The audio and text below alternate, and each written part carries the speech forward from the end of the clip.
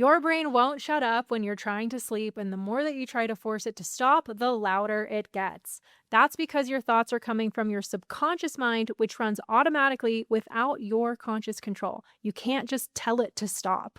So instead of fighting it, I'm going to show you a 3-step process called detach, lead, and redirect. And that gives you direct access to that survival part of your brain so you can quiet it down within minutes, even on an anxious night. I'm sleep coach Meredith Loudon, and I actually healed my own insomnia after struggling for 16 years. And everything that I share in this video was key to fixing my sleep permanently. So stay with me through all 3 steps because each one actually builds upon the last, and then together they create the full shift that your brain needs to finally quiet down. Starting with step 1, detach. There's a concept I teach my clients called thought detachment, which is where you're able to very clearly separate you from the thoughts in your head. When you notice the thoughts in your mind, it's easy to accidentally entangle yourself with them. But instead, I want you to think of yourself as the one observing the thoughts. You are now the calm observer. So instead of feeling anxiety at night and thinking, I'm so anxious right now, you are actually the one noticing the anxious thoughts and noticing the anxious feelings, but they are separate from you. If your brain is thinking a lot, it's tempting to want to fight with it and have this sort of inner dialogue battle of you versus the thoughts. But what you pay attention to, your brain gives you even more of. So if you keep focusing on the thoughts and getting tangled up in them, your brain interprets that as, okay, here is even more. So instead of feeling like you're going to battle like you used to, you are now the calm observer who just happens to be noticing a lot of mental activity, right? So when I had really bad insomnia, I would get really tangled in the thoughts and the anxiety, and I would spiral endlessly for hours. I want you to instead empower yourself in this state because you are so much bigger and brighter than any sensation in the body or thought in the mind. But because nobody teaches us this, we end up mistaking our identity as those temporary uncomfortable states of mind, and we accidentally create a sense of permanence. So instead of spiraling, deeper and deeper into it, you're now going to just watch and observe what is going on in the mind and body as if they were just clouds passing right by.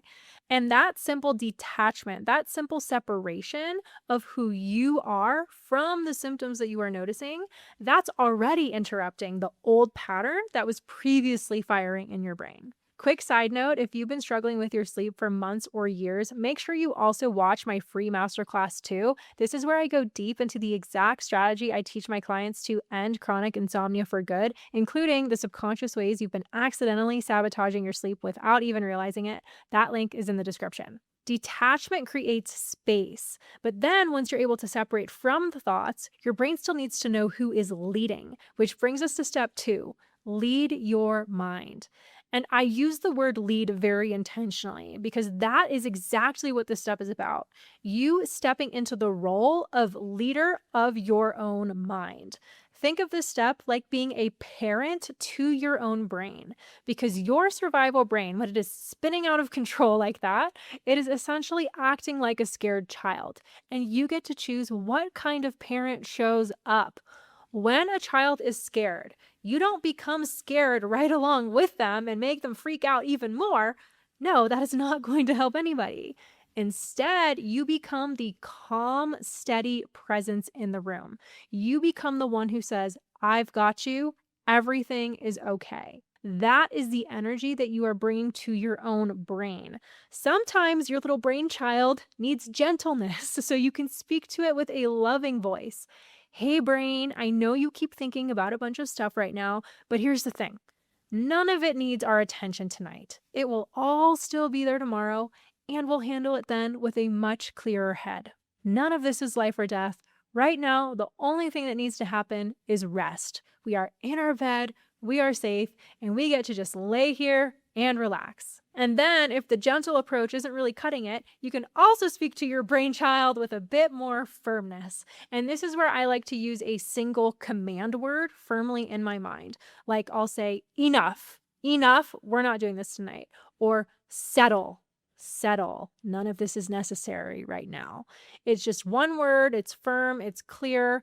You're not being harsh with yourself. You're just being the parent who loves their child enough to say, that is enough. It is time to rest.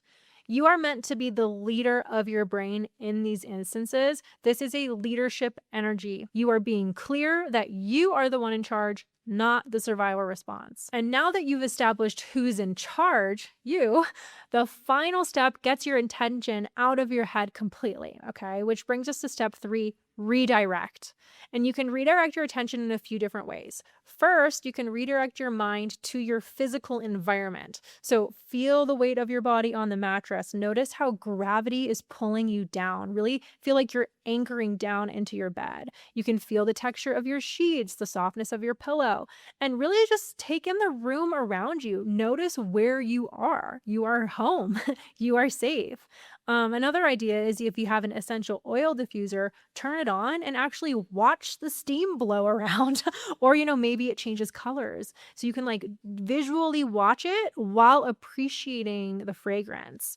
Aromatherapy is also very calming for the nervous system. And the act of using multiple senses together pulls your attention more fully back into the present moment. And then, if your mind still wants to keep thinking, just redirect it with some background noise. Put on an audiobook or even read an actual book. That gives your mind something neutral to follow so it has somewhere to go other than spinning around in all the nonsense, right? Your brain can't intently listen to something or intently read something and keep spinning in thoughts at the same time. It has to choose one or the other. So give your brain a different option to focus on. And here is the key with all of step 3, okay? You're not trying to force sleep. You're not waiting for it. You're not trying to make it happen. You're just redirecting your attention to something real in the present moment, and then you allow your nervous system to relax in its own timing. Because when your attention is fully here, in this body, in this room, in this moment, there's nothing left for the survival brain to stay alert for. So when your brain won't stop thinking at night, remember this sequence: detach from the thoughts, lead your mind with a calm and steady voice, and redirect your attention into the present moment. And if you want to actually break this pattern of your brain activating at night for good, go watch this video next. It's about 5 mindset shifts that change your entire relationship with sleep so that your brain stops treating bedtime like a time to be on high alert altogether. And you can watch it right here.